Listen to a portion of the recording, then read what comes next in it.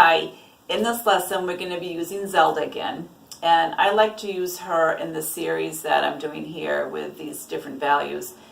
In this lesson we are going to be using complementary colors, and I'm going to be using orange and blue, and you can choose whichever complements you'd like to use, but it makes for a very vibrant little collage piece.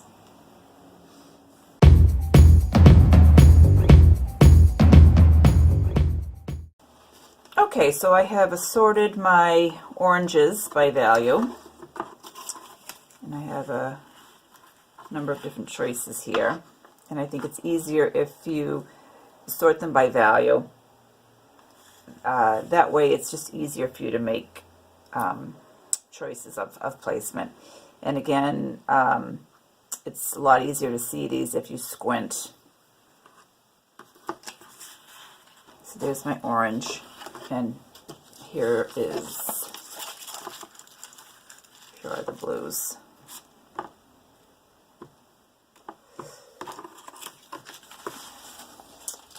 I have gone ahead and traced Zelda. There she is. I didn't do the left side of her face because I know I'm going to want to cover that with some paper. And I have went ahead and fixed her with some fixative so that she doesn't smudge or rub off. And again, I used my homemade carbon paper. It's just charcoal or pencil. It probably is less messy and holds to this paper better. And here's my traceable. And she's 6 by 8, and I have done it again on the arches, which I believe is 136 pound, but it's a heavier drawing paper, and it's a cream color. There's a little bit more going on to this one because it involves color. The other ones we did with just the lighter values and the darker values, which it was pretty easy to pick the paper because you're working strictly with value. Here you're working with a warm color and a cool color, and also with value. So know that the cooler colors are going to tend to recede, where the warmer colors are going to tend to come forward. So you have that to consider as well as the values.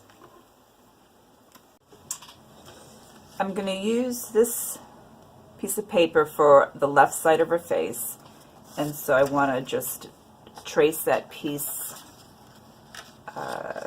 And what I've done, I don't know if this is going to work out or not, but this little light that's in the paper here, this little spot of light, I was trying to line it up with the highlight of that cheek. We'll see if that works out, but I figured since it was there, I might as well give it a shot. And my carbon paper down so I can trace it, and then line this up, obviously as best you can.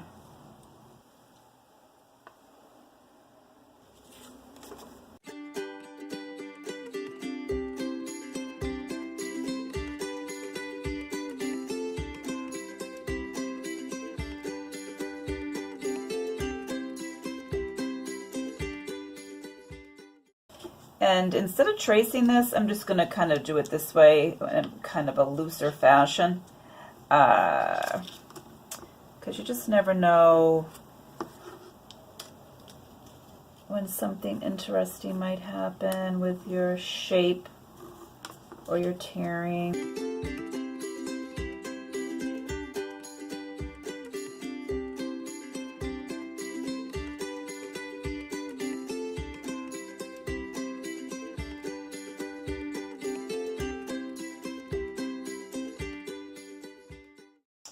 And I was going to allow it to come up on to her chest.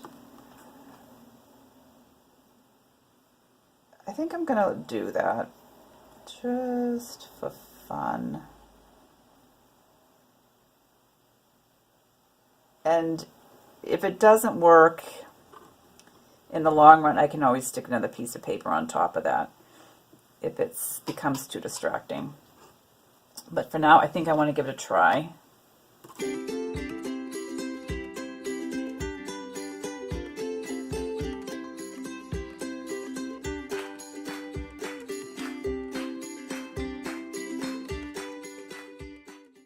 Now I've gone ahead and put down this larger piece of blue, and I've lined it up with the seam of the dress. Then I put this other blue piece in here, and I pretty much have lined that up with her arm, her underarm, the side of her arm.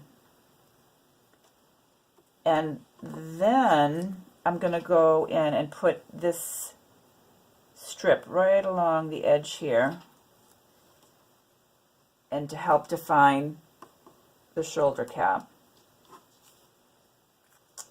And then I'm going to put this highlight of orange also in along the shoulder to add highlight there.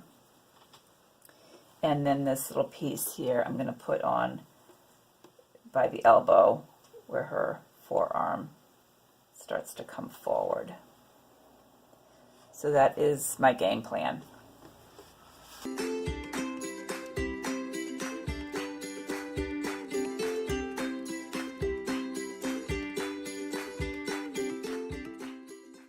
So this piece went in, and I purposely wanted this tear along that line across her chest, and I wanted it to cut in on this piece here a little bit because there was a lot of this vertical going on here, and by this cutting over into this piece breaks that up a little bit.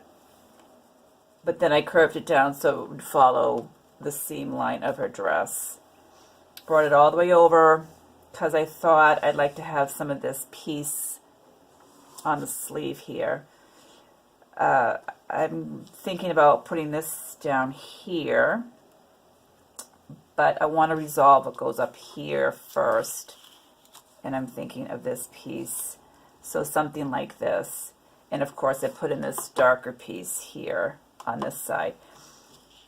And you can see what's kind of happening. I'm putting the blues on the side where there's more shadow, and just kind of taking the liberty to say that her orange is, her dress is orange.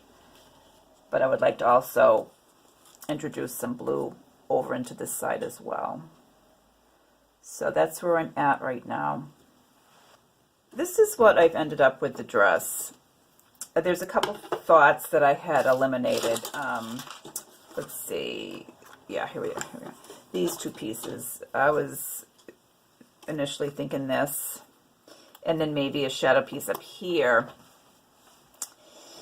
which it was just saying too much for me. So I thought maybe I can reserve these pieces for up here or something like that. I also, instead of this piece, I was contemplating something like this. Then I just got the feeling that it was going to get too busy, so I wanted to keep it with the plain pieces of paper. I also considered this piece for the sleeve, the other sleeve, which may have worked, but it gets a little busy with the patterns. So I felt it's safest just to go with the solid colors over here. And was that it? Yeah, I think that was it. So now I'm going to work on up here. This is what I've ended up with the hair. Laid down in no particular order. It's kind of free range up there. That's what makes it so much fun to do. So I think this is the collage portion of this is done. And what I'm going to do now is spray it with fixative in the hopes that it'll make it easier for this paper to be drawn on, because then I'm going to go in and draw with pencil.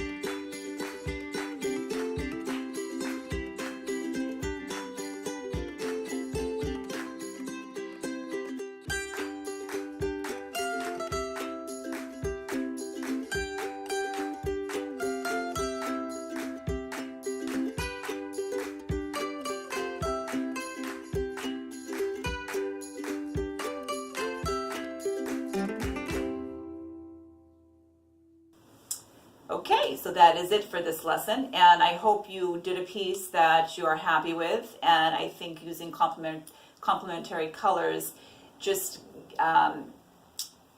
gives you an opportunity to have a really nice, strong piece in the end.